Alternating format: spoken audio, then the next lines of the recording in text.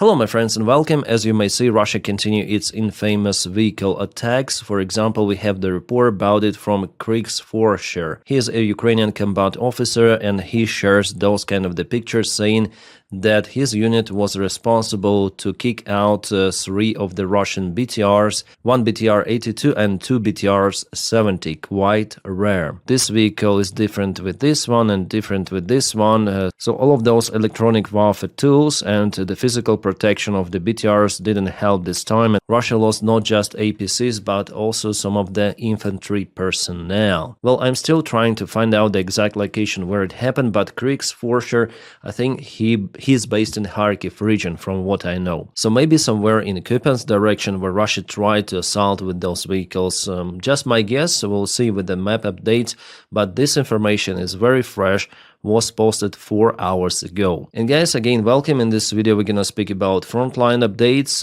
recent news around Ukraine, and not only some of the kabooms which happened in Russia and sadly also in Ukraine. Yeah, our usual stuff. So buckle up and don't forget to press like to this video and subscribe for the channel. Let's go. Well, since we start with those vehicles, let's continue with the frontlines update. Let's go to Siversk. There was the enemy advancement today or yesterday, it's better to say. You can see that Russia moved with their main forces a little towards the southern area of Siversk and today, and also they moved towards Zvanivka village with the gray area. So I would say that for the last couple of months, Russia is pretty much active in Sreblansky forest in all of this region.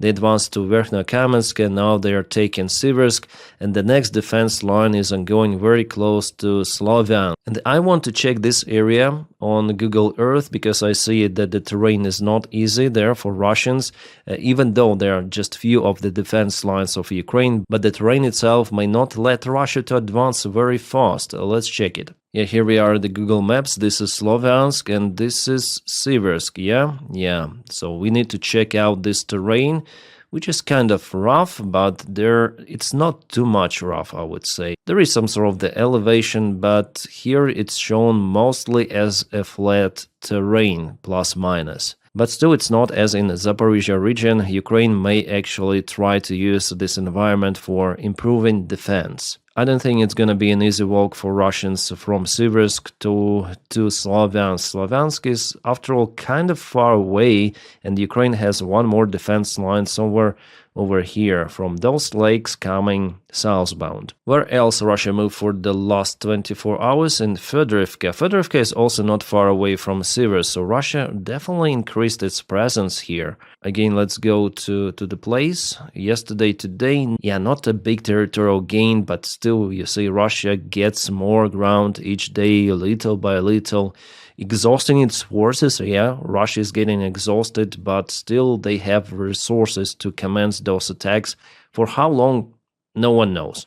It may take even 2-3 years for Russia to take Sloviansk, Kramatorsk and Konstantinovka. There are some of the pessimistic forecasts, optimistic forecasts, but what is clear that after occupation of Pokrovsk and Mirnograd, which will happen for sure, Russia will concentrate its efforts to advance from the south, trying to bypass those settlements from the western flank. Southwest flank is better to say, yeah? By the way, in Mirnograd, I see there are some of the changes. Russia moved towards this populated or previously populated area. It was yesterday and it is today. Light advancement, but still. And Ukraine keeps control over Mirnograd, but it's very difficult for our guys to move out. I wonder why it was decision made like that to keep our forces in Mirnograd. It's all of the questions to Ukrainian command, my friends. I don't understand that. Our volunteers, they don't understand it, as many of the military officers. So our guys are basically, I would say, even now encircled. Yes, this bottleneck is not that tight, but there is already a presence of some of the small Russian groups on the way out, and the way into Mirnograd. Supplies are not possible to commence. Only drones may deliver something to Mirnograd. And about the number of the soldiers here, I was asked many of the questions. Different data is coming, but could be up to 1,000 Ukrainian troops, up to 1,000. That's what I know. So several hundreds of Ukrainian soldiers could be now in Mirnograd, and the only way for them to secure themselves is to get out with the small groups. And from the information I also obtained, again, it's not 100% correct, but probably it is correct, that our guys already have received the order to withdraw from Mirnograd. Which is kind of late, but it's better than too late. So yeah, they will use bad weather to move out with the small groups. That is what I think will happen in the coming week. But we have some of the good news coming from the Pokrovsk. There was an attempt, successful one for Ukraine, to expand the bottleneck, and our guys went to the industrial area of Pokrovsk and put the flag. The guys from the 7th Brigade, 7th Assault Brigade, yeah. Even Yulian Robke shared this information, so the presence of Ukrainian army is being confirmed not far away from Rivne. This is the crucial place. It says that actually Russian presence is here and there. There could be some of the Russian forces even further to the north, but those are just few of the soldiers. So we're not speaking about the tight encirclement of Ukrainian army in Mirnograd. As I say to you, if there is the presence of Ukrainian army here behind the railroad, well, it is a positive sign overall. Yeah, some Ukrainian channels report that the encirclement of Pokrovsk and Mirnograd does not exist. We are working on expanding logistic corridors, but we had the information like 3 days ago, and I quoted it on my channel.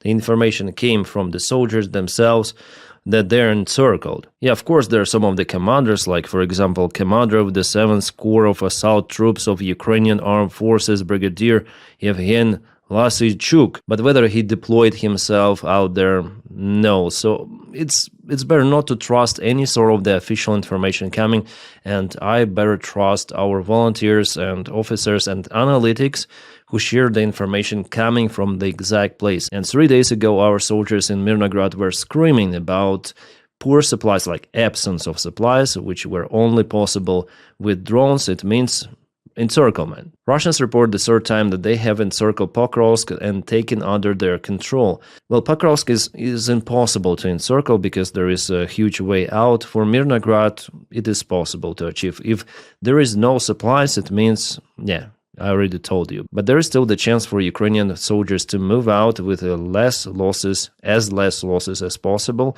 And for that purpose, maybe Ukraine starts some sort of the counterattack operation, a limited one, not far away from Rivne, to expand this bottleneck, and Ukrainian flag was spotted there today. And again, those footages showing the difficulties with the Ukrainian supplies in Pokrovsk Direction.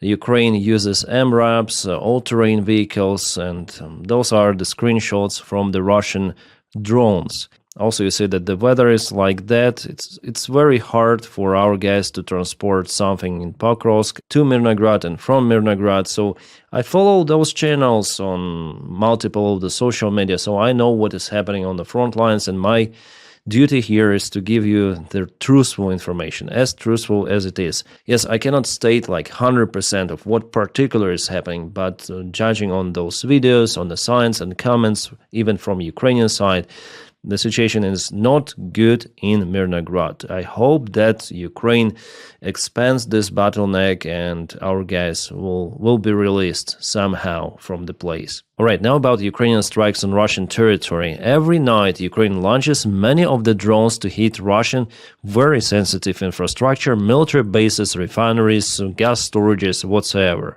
And we have the confirmation, for example, this one is coming from the occupied region of Zaporizhia. There Russia tried to move some of the air defense system. This is Buk M3, from what I can see, that was hit. Russia is losing its air defense in Crimea, in occupied regions, on territory of Russia, elsewhere. They don't have enough air defense capabilities to protect entire Russia, all of their refineries. But what they do, they mostly protect Moscow and Putin personally. The last night, the Ryazan oil refinery was hit once again. It is already the third consecutive night that Ukraine strikes this enterprise with the drones. So at least it is damaged significantly. We may see some sort of the thick smoke coming, but also this tower is working, yeah? But this tower is not this refinery, it looks like it, but this is the tower itself, a little further away. Yeah, we have the confirmation about this kaboom. And this video is shared by Magyar. They're responsible for the strikes on this Russian refinery. They shared this video from long-range Ukrainian drone. Yeah, probably the first one wasn't that successful, but no, you see, the fire is out there, so something was hit, 100%. The problem, again, with those drones, that if they fly very fast, they start to Dutch roll left and right, so it's really hard to aim something. But we saw that there was the fire on images before, so the strikes are successful. But unfortunately, Russia strikes Ukraine even harder. Russia has multiple tools for it. They have better drones, Shahed drones. They have the massive production. Also, they have cruise missiles, strategic aviation, caliber missiles, hypersonic missiles. So yesterday there were multiple of the strikes the last night in Kiev, and still drone attack continues even now. You see Kiev Oblast, Western Ukraine, Eastern Ukraine. In Dnipro itself, Russia hit the pharmacy factory, so there was the biggest pharmacy storage in all of the Eastern Ukraine, so there will be some of the shortages with that. In Kiev, some of the train stations were hit, railroads, so the situation is very difficult for Ukraine with electricity, with logistics, even blackouts, like everything of that is daily thing for Ukrainians, unfortunately. Yeah, that's the Fastov train station. Those are not the big trains used to transport cargo. This is the depot for, we call it Elektrichka, the train which is used to transport just passengers. It's the short connection between the closest cities possible. Elektrichka, the short-range trains which were hit. It's Fastov, Kievska Oblast, and for now I have reports that still Russia hits the same infrastructure there. And this is Russia, Belgorod Oblast. In attempt to hit Ukrainian territory, Russian pilots bombed their own power plant in Belgorod. So the blackout is now in Russian Belgorod. Well done, Russian aviation. Well done. Some good news for Ukrainian aviation. Now Ukrainian F-16s are equipped with LAU-131 launchers carrying APKW-2 guided rockets. They're very effective against drones. And also those missiles or rockets, they're way cheaper compared to the standard air-to-air missiles like AIM-9. By the way, we have some new pictures with the Ukrainian drones. This is, I guess, C-Baby with two of the air-to-air missiles, AIM-9, the ones I just told you. And we already know about the successful use of this kind of modification. There was the Russian, I guess, Sukhoi 27 that was shut down, and a couple of the helicopters from Ukrainian drone boats. Russians are trying to use the same systems now for their Shahed drones, but the one that was carrying some of the missile was shut down by Ukrainian air defense drones, so for them, it is not successful yet, but for Ukraine, it is. It is nice. The news about Chernobyl. Several months ago, Russia launched the strike on this nuclear power plant and sarcophagus that was significantly damaged because of the Shahed drone strike. Well, today the International Atomic Agency published the report about the critical damage of this construction, and they say that it is not capable to contain radiation any longer. So the significant maintenance is required for the sarcophagus to continue to perform its function and mission. Well, that requires more of the investments, and you see how Russia aims directly towards a very sensitive nuclear infrastructure of Ukraine. And Zaporizhzhia nuclear power plant also was out of electricity for a few hours. Again, we have it from the International Atomic Agency report, which could be critical for supplying the cooling systems of the power station, and Zaporizhzhia is way bigger compared to Chernobyl. And Russia plays with fire, experimenting and making the environment unsafe in Zaporizhzhia nuclear power plant. Alright, so-called peace talks, but we have to say about those because they're some of the news related to this blah blah blah happening. For example, Zelensky spoke with Trump advisors directly, so Witkoff and Kushner, today for almost 2 hours. According to Axios source and Reuters, they even spoke about the territorial concessions of Ukraine, and for sure Ukraine will not agree on any sort of the territorial concessions to give voluntarily some of the lands to Russia. It's already evident that Ukraine will never sign this kind of the document. And even if Ukraine had signed it, well, Russia would not agree on that. So I feel like a psychiatrist doctor, then we discuss this American side involved in those negotiations. For them it is like a business project. Not like, but it definitely is. They want to earn money in cooperation with Russia, and Ukraine is just an obstacle. They want to get rid of this obstacle no matter what. They want to stop the war in Ukraine, and the occupation of Ukrainian territories is like one more option. Well, there's also the information about the meeting between Zelensky, Macron, Starmer and Merz in London. It will start tomorrow on 8th of December. Well, of course, they will discuss those kind of the peace plans and also the worsening of relations between Europe and Ukraine and the United States of America. Because USA, they will let Europe alone with the threat coming from Russia by 2027. I would say they already left Europe alone. They would just withdraw the forces in 2027. That's the plan at least, and they already start the withdrawal of the forces from Romania, and there will be elections actually in 2028, so maybe just 2 years there will be no presence of Americans in Europe, and I just hope that everything will change with the new United States president-elect after 2028. Hopefully it will not be too late. Well, actually, if you think about it, from one side it is good that United States tell Europe, okay, you have to rely on your own. You cannot just purchase Russian fossil fuels without any sort of the investments in your army or limited investments and hoping for United States to protect you. Europe should have done its own military program long time ago. Europe should come out with solution to make its own European common army. Without it, Europe is not capable to fight this massive aggression which could potentially come from Russia if Russia announces a new mobilization.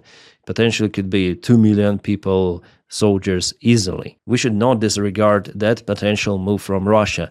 But the timing for United States to tell Europe you should rely on yourself, the timing is the worst possible. Then there are threats from China, threats from Russia, so there should be some period of time for Europe to adapt, to improve its logistics, to start massive productions of weapons, and to somehow change the perception of people that there is a threat in the future, so potentially we need to prepare for it.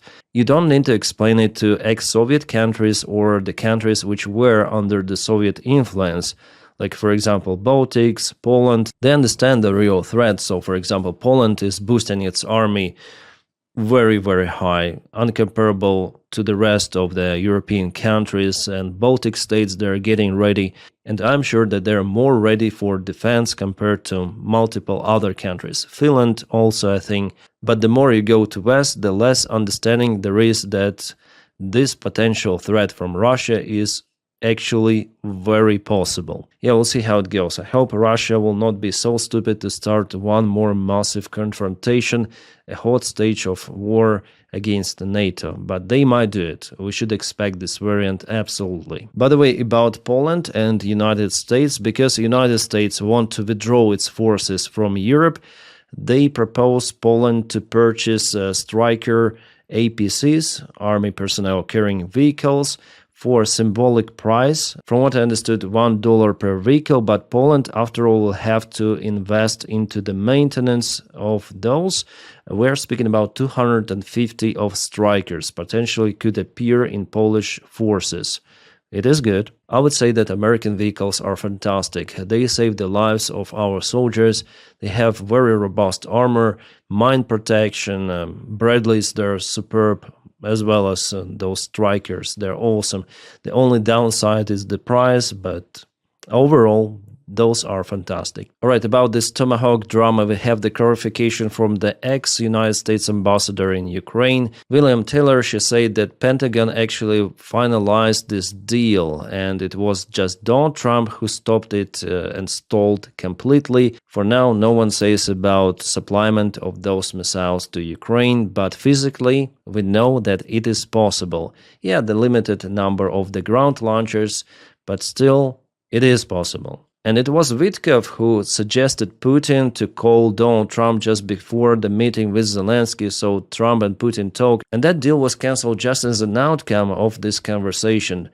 Trump said about it himself that he made up the decision about Tomahawks. Remember, yeah? Like 1 week before the meeting with Zelensky, he said that, well, yeah, here we go. Witkov is playing for Russia. The good news for Ukraine that average Americans, you guys who watch this channel, I mean my American audience, you continue to support Ukraine. So according to the recent poll, 64% of Americans support sending additional United States weapons to Ukraine, the highest ever collected data by the Reagan National Defense Survey. The highest ever, freaking ever. And does Donald Trump follow the will of his people? Absolutely not. People understand what is happening, that United States, it's the interest of the United States to make Europe safe. And the only possibility is not to make business deals with aggressor state, but to support Ukraine with its fight for independence, to defend itself physically. Russia may only stop physically. History teaches us that all of the deals, agreements with Russia, they worth basically nothing. Russian signature is useless. Yeah, of course, I'll repost and share it. I have my Twitter account, but I use it to follow those guys like Preston Stewart and many others, OSINT Analytics, and share my videos out there as links. That's it. But we have some of the big drama today happening on Twitter because Twitter is getting fined by European Union Commission, and Elon Musk is melting down about it. Yeah, Elon went completely unhinged. He is calling to abolish the European Union. He calls also today for all of those European Union countries to be separate and independent. All of that because of 120 million euro fine that now Twitter or X will have to pay because of, not because the Euro Commission fights against freedom of speech, that is what Elon Musk tries to tell, but because of the platform regulations are not okay with European digital policy. Europe tried to resolve this problem in contacting directly the service X, but unsuccessfully. So they decided to find the structure for quite substantial amount of money. But for Elon, it's understandable that it's basically nothing. Nevertheless, he's crying like the baby bitten by those European corrupt bureaucrats. Yeah, the system in Europe is not ideal, but it's better than to have those kind of the influencers unhinged totally in Europe. They want to dismiss European Union as the bloc. For those corporate greedy bastards, it's of course better for Europe to be disintegrated. A good old divide and rule, that is what they want. They want corporations to be on top of those regulations and governments. It's not the first fine for American company. Meta got those fines, Facebook, Google. No one was screaming that much as Elon. And even American politicians, J.D. Vance, Rubio, oh, what is happening? European Union, it is bad. Yeah, yeah, we know how it is bad, and luckily Europeans, they have their own policy. Yeah, lots of the bureaucracy there, but still it is better than those pricks. Yes, the European Union should be abolished and sovereignty returned to individual countries so that the governments can better represent their people. It's like saying United States should be abolished and all of the states should get their own sovereignty to better represent local people. Something like that, yeah? Or you may say the same stuff for Russia. And by the way, Russia blocked this platform on its own territory. And Russia, Medvedev and Kirill Dmitriev, they started to tell, oh, repressions from European Union. Yeah, Kirill Dmitriev retweeted Secretary Marco Rubio. European Union's fatal mistake, chosen censorship over debate, ideology over reality, mass migration over security, and green dogma over industry. Says the Putin's friend, where everything is blocked, where people are in prison for saying some of the wrong word towards Putin. It's the highest possible level of hypocrisy, absolutely highest. Kirill Dmitriev himself is forced to use a VPN to make this sort of the tweet.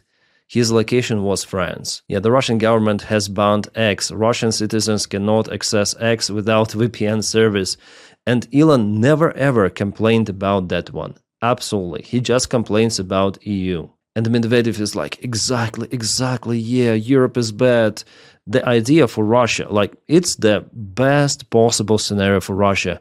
for United States and for Europe to not be in a friendship or in common even defense alliance. For them, it's better to create this some sort of the beef between partners or allies, you may call them, if United States is still an ally for you, if this is happening. Withdrawing the forces, support from Ukraine, from EU, and tweeting that stuff, yeah. Very bad. I like the response of Radoslaw Sikorski, the foreign minister of Poland. How long before the EU is gone? Abolish the EU. He says to Elon, go to Mars. There is no censorship on Nazi salutes there. Exactly. The perfect response. And by the way, I filmed a separate video about that one on my Captain Dennis channel. Guys, if you are interested in some of the other videos that I film about politics, about what is happening in the world, also I stream there every day. You may find this channel in the video description just below. And today we have reached 27,000 subscribers, which is outstanding. And soon there will be 300 videos. Wow. Well, on this channel, it's more than 1,500 already. Crazy number. I'm here daily for you. That's why, by the way, your support is very important on Patreon and membership of the channel. Because of it, you keep me running, guys. It is my full-time job, so if you have this opportunity, you may also support me on Patreon and membership. And coming back to the military support of Ukraine, as you may see, here blue is support from Europe and black is the support coming from the United States of America. Here is then Donald Trump blocked the military support in Congress, and by the time Ukraine lost Avdiivka, and here you may see nothing black is here in this graph. It means that all of the support is coming from European Union. Yeah, some of the American weapons are out there, but Europe pays for it. That's why we see only blue color. And we also see how it dropped down. So Biden tried to boost it before he left with all of this, but now it's gone completely. But in fact, for Ukraine to conquer Russian attacks, it should be something like that. Common support should be boosted by multiple of the times, but we don't see it even in a close perspective. And just for laugh, let's watch this video from Ukrainian trenches.